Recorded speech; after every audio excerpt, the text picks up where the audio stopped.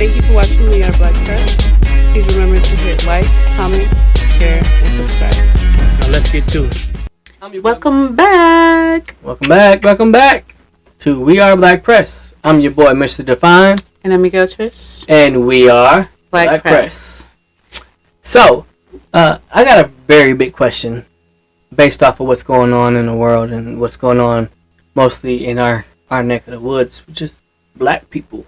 So, if you haven't heard about the whole Jeezy and Jeannie Mai, they're getting a divorce, right?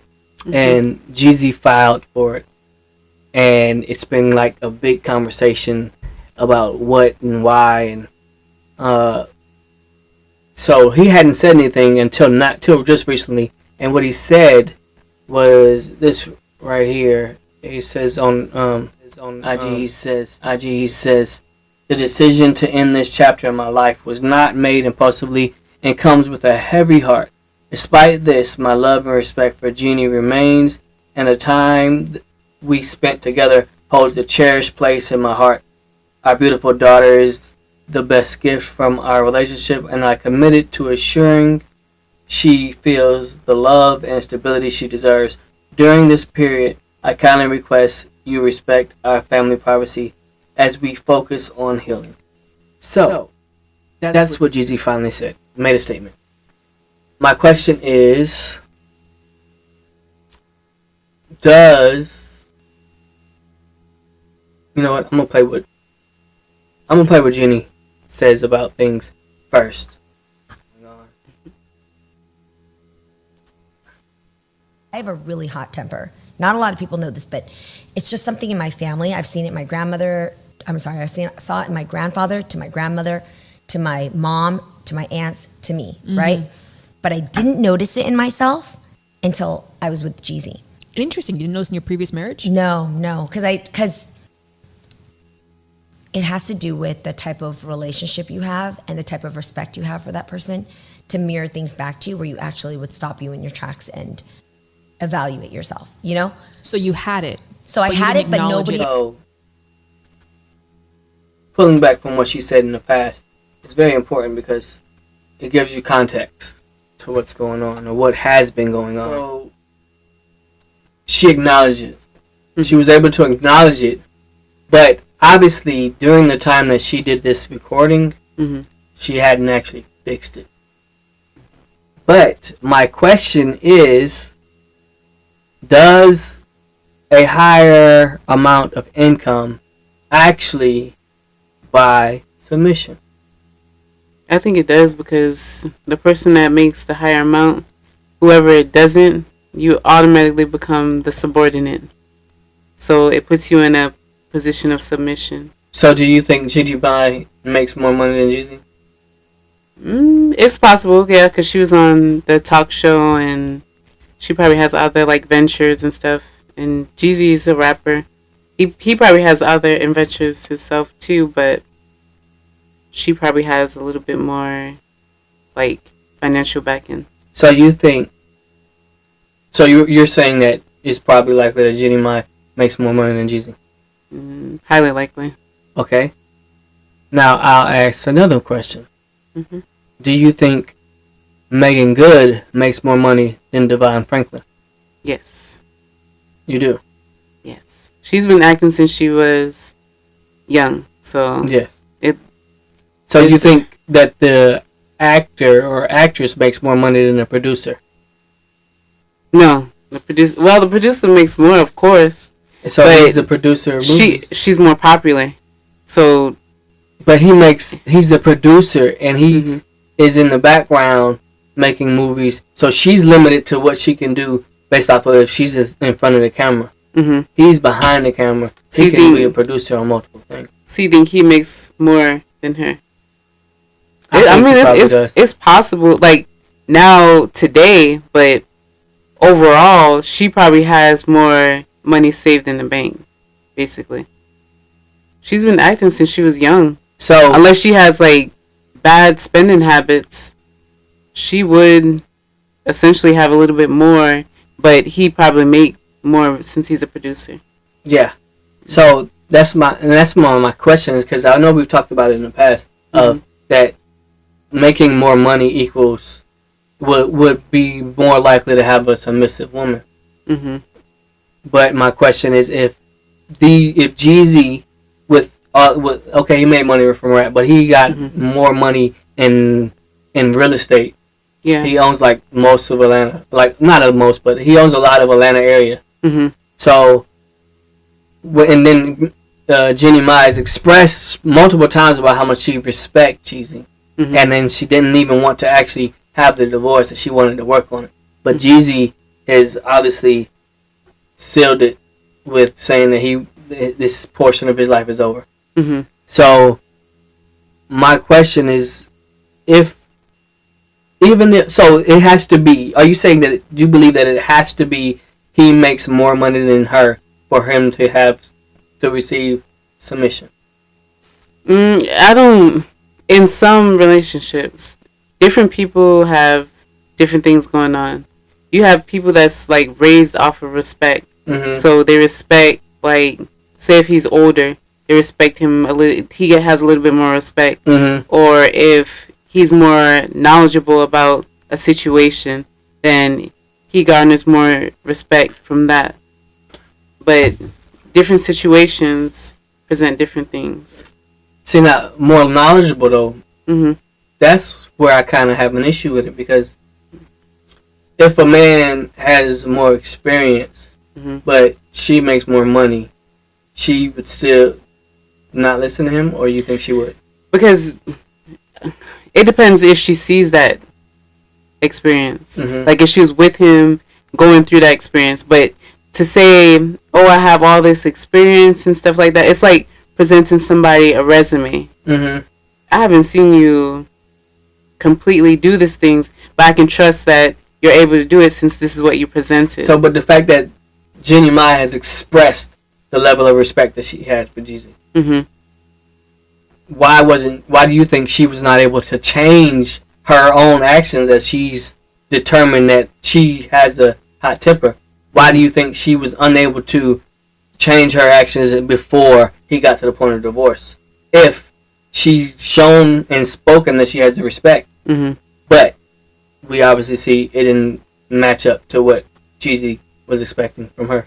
Well, a lot of people are selfish in different ways because it takes for you to recognize that you want to change in order for you to make that change. She did, and even in the video, she said she wanted to change. You can always say it, but saying it and doing it is two different things. So if a man, if he has her respect, or he makes more money than her, she naturally would be submissive.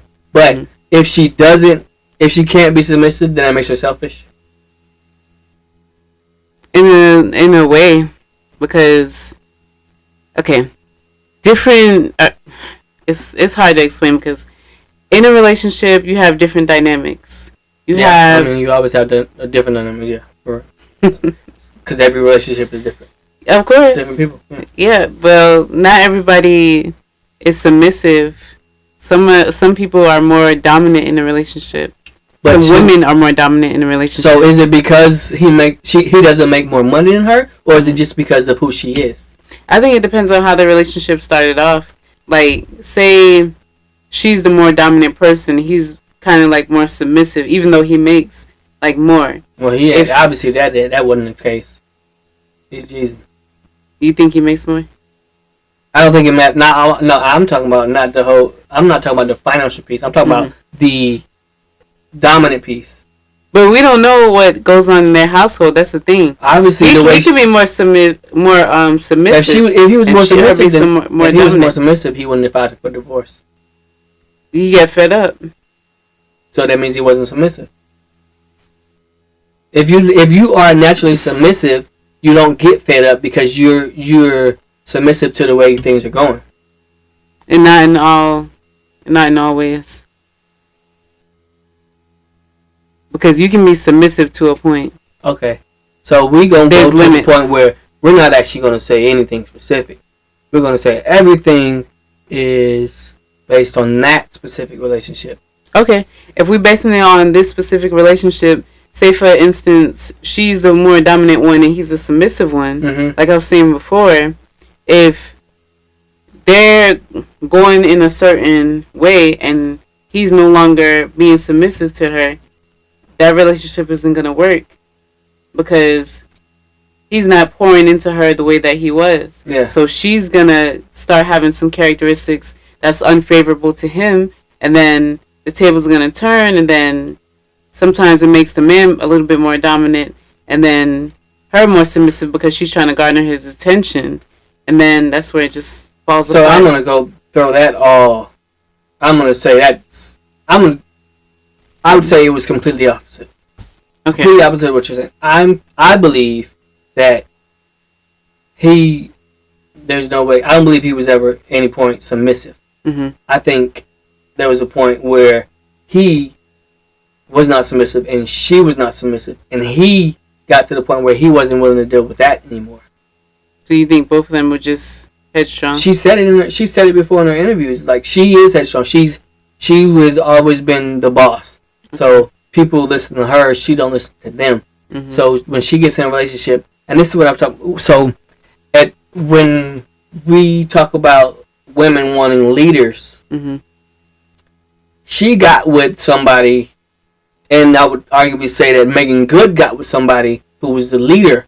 Mm-hmm. When you're with a leader, if I'm a leader and you bring me something that I don't agree with, mm-hmm.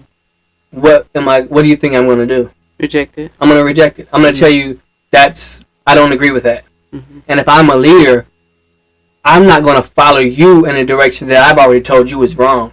Mm-hmm. When I was in the military, leading platoons and over big missions, there were subordinates that I had who were also leaders but were subordinate to me. And I can receive what you say, Chief, I think that we should do it this way. And I can receive what you say, analyze what you said, and then say, I understand what you're saying, but I don't think that that's the way we're going to go. I don't think that's the way we're going to need to go because of this. Mm-hmm. Now, me being a leader and you being my subordinate, you have to accept what I'm saying. But women say they want a leader, but they don't want to actually accept what the leader is saying. Hey, I understand what you're saying. Just because I don't agree with what you're saying does not mean that I don't understand you. Mm-hmm. I just don't agree, and I'm going to be, as a leader, standing strong on what I disagree with, and I'm not going to follow that direction. That's what I believe happened with Jeezy and Jenny Mai, and that's what I believe happened with Megan Good and Devon Franklin. Mm-hmm. When men that are leaders understand what they think is the best, I'm not going to follow your direction when I know that you're going in the wrong direction. Mm-hmm. So guess what? If you insist on going in that direction, you go that way, I'll go this way. We'll sign the paperwork and it'll be done. So at that point, I don't believe even though Jeannie Mai said she wanted to try to make it work, mm-hmm. we've already established. She's going to work in her way. Yeah, these 2 years that we were together, we've established that you're not willing to go in the direction that I believe is the correct way. Mm-hmm. And so we have to dissolve our relationship. That's what men as leaders do. If I don't believe it, okay, I understand what you're saying. Mm-hmm. I don't agree. If you want to go in that direction, that's fine, but you're going to go in that direction by yourself. Well, sometimes it goes that way. Mm-hmm. So it's unfortunate. Yeah, it is unfortunate because they have a baby together. They have a daughter together, and now that it's a split family household. is split. Yeah. But I wish the best for them. Yeah. I hope they both find what they need in life. Mm-hmm. But it sucks. Good thing for Megan Good and Devon Franklin that they didn't actually have any kids. Yeah. But they were obviously going in the opposite directions as well. Mm-hmm. That's most of the time when a man is going to file for divorce. It's like he has understood 100% that this woman is not in the direction that I'm trying to go. Mm-hmm.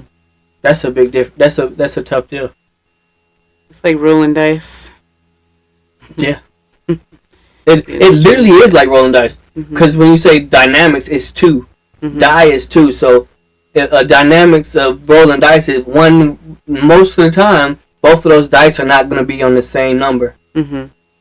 So you at some point has to decide which number we're going to go to. So you're always doing that. That's just the natural push and pull of marriage. And that is why divorce rates are so high. Yep. That. Okay. On that note, hey, that was a great conversation. Like, comment, share, and subscribe. So we can continue to have these great conversations. Yeah. So, what's the next topic? Next topic is, and speaking on relationships and like family dynamics, have you heard Brian McKnight, his whole backstory? So he has one set of children, right? From his previous marriage. Yeah, that's the whole. Okay, yeah. And then he got remarried, and he's in this relationship, and they just had a new baby. Yeah. And he named the baby. So his oldest son is named after him. Yeah. Right, from that previous marriage. Yeah. And then his new relationship, he just had a baby, and he wants that one to be his junior. So he changed his name to fit the baby's name. So now the baby is his junior. Yeah. So the first, I'll say batch, but I don't really mean it like that.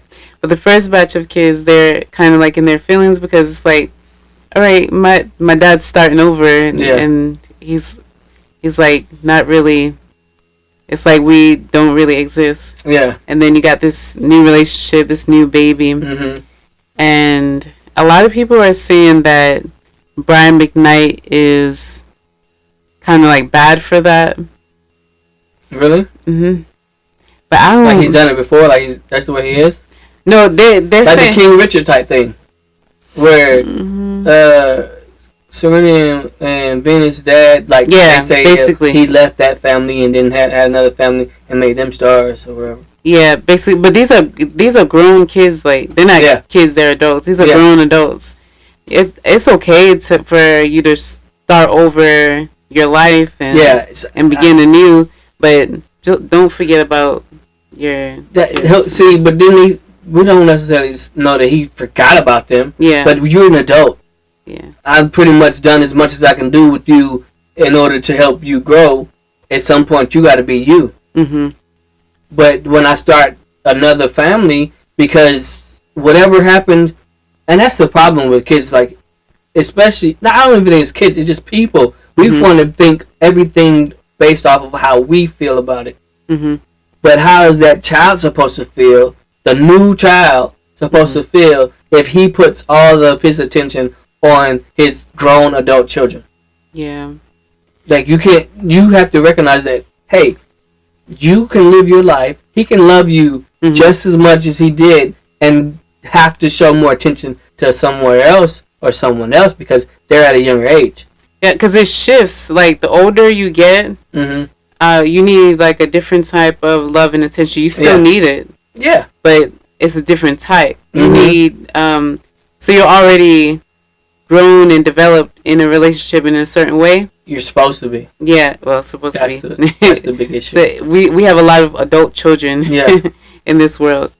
But you're already grown and you've been on your own and stuff. Yeah. But you still have to go back to your parents for guidance and support. Yeah. And just to bounce things off of. But that's not we, because not me. I'm not even playing that. No. Like you said, there's some adult children who think that, oh, you're supposed to give me. And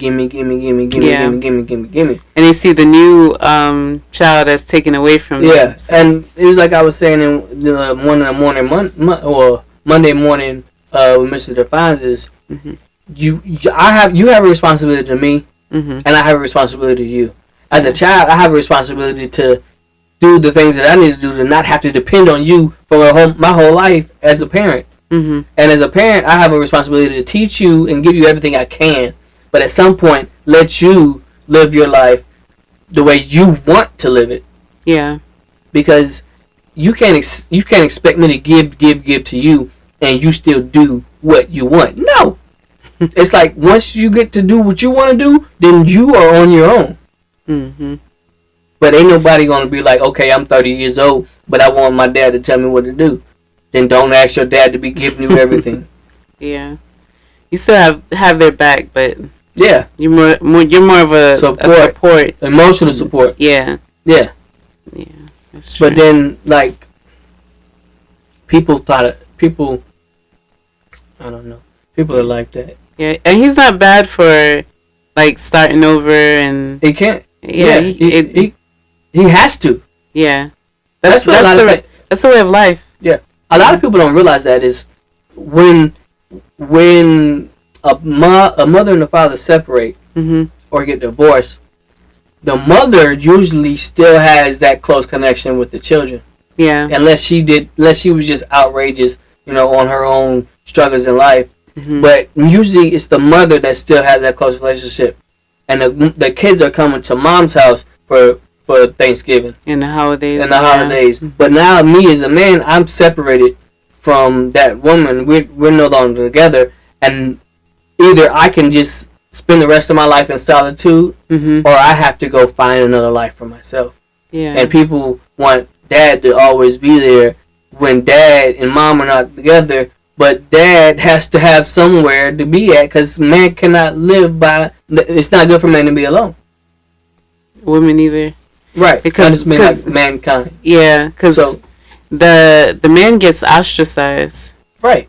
Yeah, so they get casted out, regardless of if they left or if they were the one that got left behind. Then it's like, how dare you have a whole other life? You're not supposed to move on. You're supposed to just be sitting there at the house, 50 years old, 60 years old, and like, I hope my kids call me today.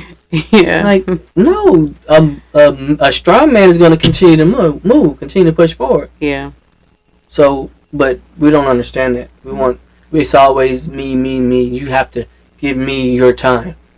You can't go, enjoy life somewhere else. Just be there for me. It's not how it works. Because the first family gets hurt because it does feel like it's like it's like when you miss the bus. Really? How so? Yeah, like because when you're supposed to be at the bus stop at a certain time. Yeah. And you go and you see the bus pulling away. Mm-hmm. That's what it feels like for the family that's left behind. It's like, dang, I missed the bus. It's the miss the bus feeling. Sad. I felt that. That's a good analogy. Yeah. Yeah, but the bus is not the bus has to do a route. Yeah. So that the dad has to move on with his life, and the bus didn't give life to the kid missing the bus. In a way, because if it's what you rely on for transportation, it's what you rely on to live and make your way of life. Yeah. So you're relying on your other parent, dad or mom, to be there for you on time when they're supposed to be there, and you're relying on them to take you to that destination. But when they're not there, or when they leave, or when you miss the mark, that's when it's like you get that feeling in your chest. But and on that same analogy, it's actually true because now we're mad at the bus for leaving us when we weren't at the bus stop on time. You can keep up with your dad. You can still call your dad. You can still have communication. You can still, let's go out to lunch. The dad had to keep moving. Yeah. Because he's on the route of life, and we only have a finite number of days to live. But you're mad because the dad had to keep moving on to the next stop. Yeah. Why you didn't show up on time? And that's something we have to learn. It's a learned behavior, because when when the relationship breaks up and you two come apart, y'all still have to have a relationship in order to push for those kids to still have a relationship with their dad. Like, hey, this is still your dad. He's still there. If you need him, call him, stuff like that. But a lot of times relationships end and it's so toxic to where you just want to ostracize the other parent and cut them off, act like they don't exist. But that's not the way to go about things. If you want a healthy relationship, you want thriving kids, you want them to be successful, they have to have that other half of them, because If not, it'll always be missing to them. Yeah. But I also think that, like, we could take back to being the selfish part, because I think children are a lot of times selfish, as Yeah. to think that their parent is only supposed to be there for them, and they're not supposed to Have a put life. forward and have a life. Yeah. But the children themselves are not supposed to put forth effort. It's like you, and I know my mama called me and he almost cussed me out because I wasn't talking to her enough, or answering the phone, or returning phone calls. Yeah. But it's like, we can, as children, say, okay, now I have to live my life. So I can't always talk to dad. I can't always call mom. I can't always call dad. But then at the same time, be upset when they're not there when I reach out to them. You weren't there when they wanted to talk to you. Now you want to talk to them, and they have to live a life, and you're upset. We can do that. We do that selfish thing where, I'm the kid, I'm supposed to get everything. No, it's a reciprocation. It's you can't just be the only one that gets to get your phone call answered when you call, but you ain't answering the phone when mom or dad call. Yeah, that's relationships. Yeah, just like that's growth. It's still kids being children as adults. Like, no, I came in out from outside. Oh, I scraped my knee. Mom blow on it. Dad gets it. Blah blah blah. Okay, that was when you were a child. Now you're an adult. So maybe you need to bandage your own wound and then come tell me how you dealt with it, how you pushed through it. Yeah. And get some advice. But don't think I'm just gonna drop everything because you did something that you chose to do that I taught you not to do anyway. And that's big.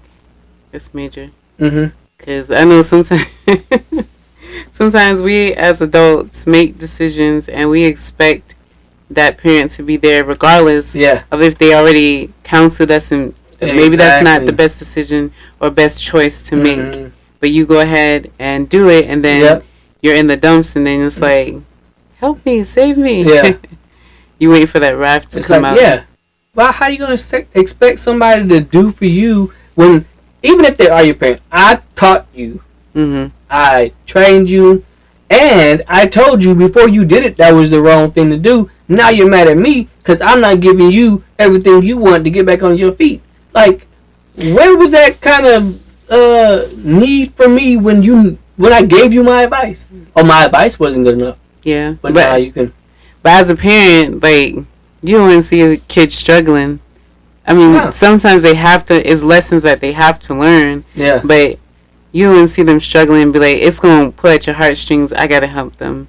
Oh, yeah. And then sometimes you end up sinking yourself. That's like I tell our kids, like, guess what? If you ain't got nothing else, I got a room for you in the basement, but you're going to have a curfew. So I bet you're going to want to get back out. I got you. If you fall down, come on back.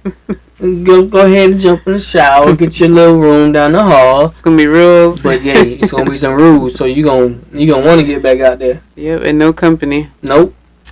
Better sit on the front porch. Oh man. But hey, Brian McKnight gotta live his life. He does. Good luck to them. Good luck. What else we got? All right. So staying on that topic hit the like button. Yes. Comment. What do you think? What do you think about Brian McKnight moving on with his life? Do you think that it's a good thing for parents to just do, like, or do you believe that they should always be there and always be the ones that's doing for their children? Is there some point where it should be a cutoff? Tell us what you think. Yep. And then also, if you have experienced it yourself, tell us your story and what you went through and how you overcame it. Yeah, let's talk about it. Yeah. All right, and then moving on. So you know Monique from the Parkers? Yeah. Yeah.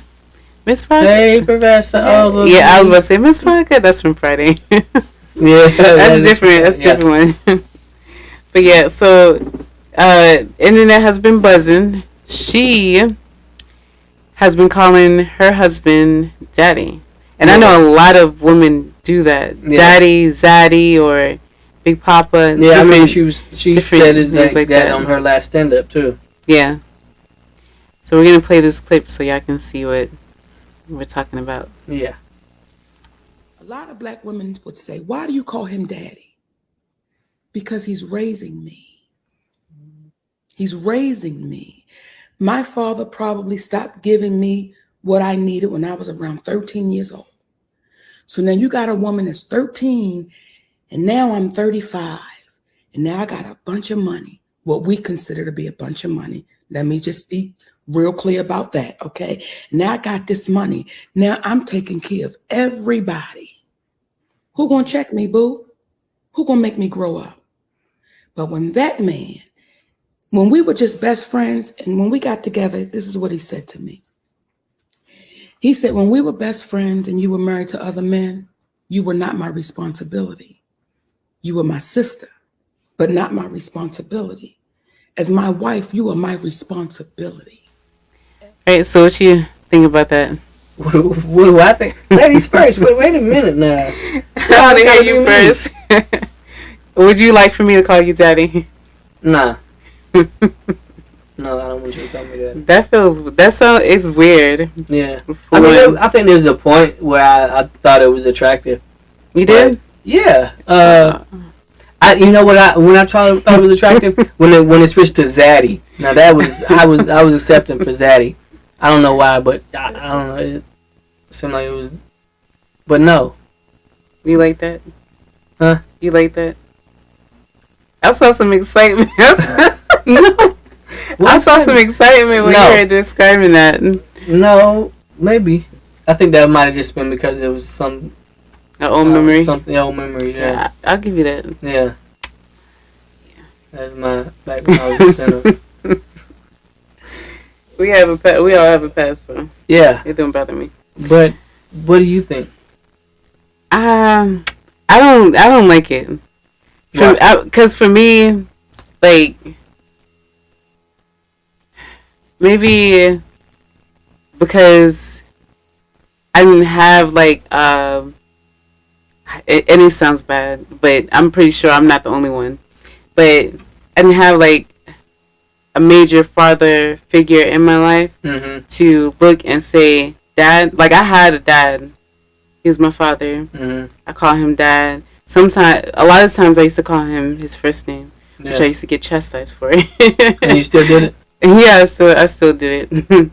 but I was special, so don't mind me. But calling somebody that's not your dad like that,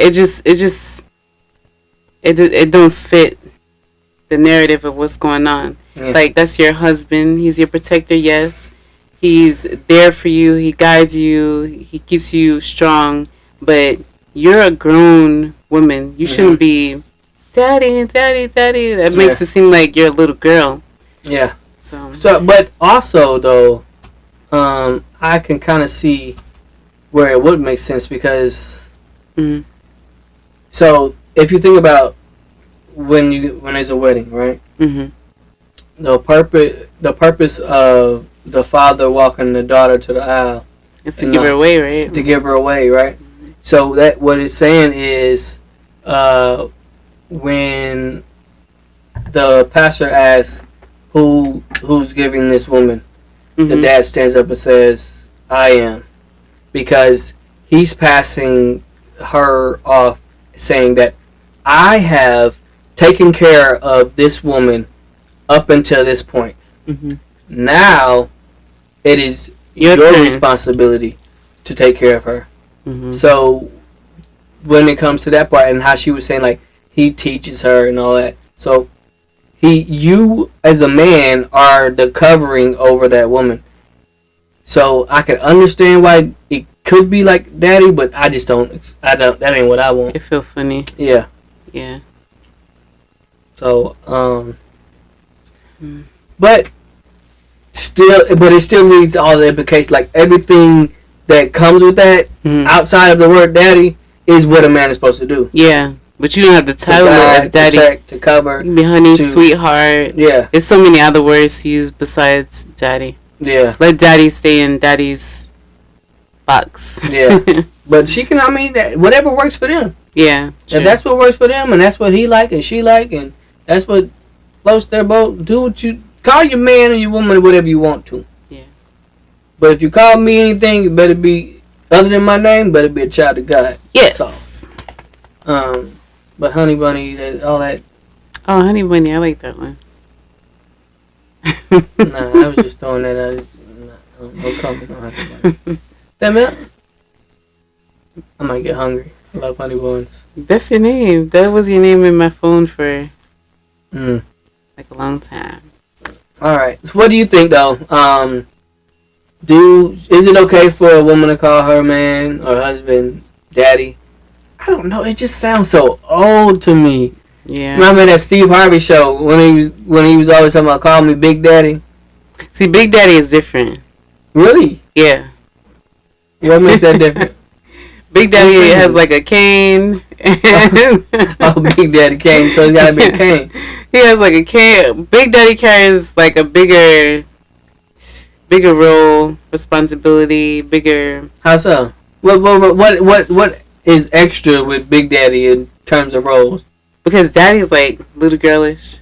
Big Daddy is like, I love when they call me Big Papa. No, that's not a description though. No, we're not just gonna jump to a song.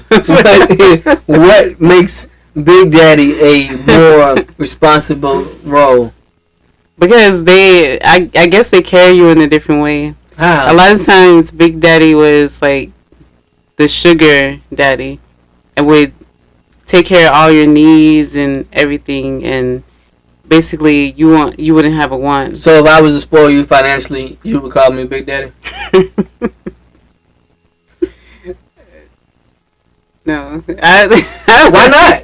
I would never. But I mean, by your justification, if I'm doing all these things for you, shouldn't you be calling me Big Daddy? I'm not. It would have to hit my sweet spot. What does that mean? Every woman has a sweet spot to where it's a trigger. Oh, Big Daddy. Something like that. Yeah, I wouldn't. Yeah. I wouldn't feel. So every time you said it, I'd be laughing at you. But it'll make you feel good and it'll make you want to pour more. So, yeah. Okay. What do you think? Because I don't know. Not really feeling it. Okay.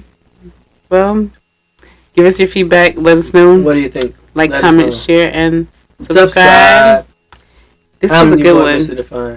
This is a good one. I'm your girl, Trish. And we are Black Press. This is.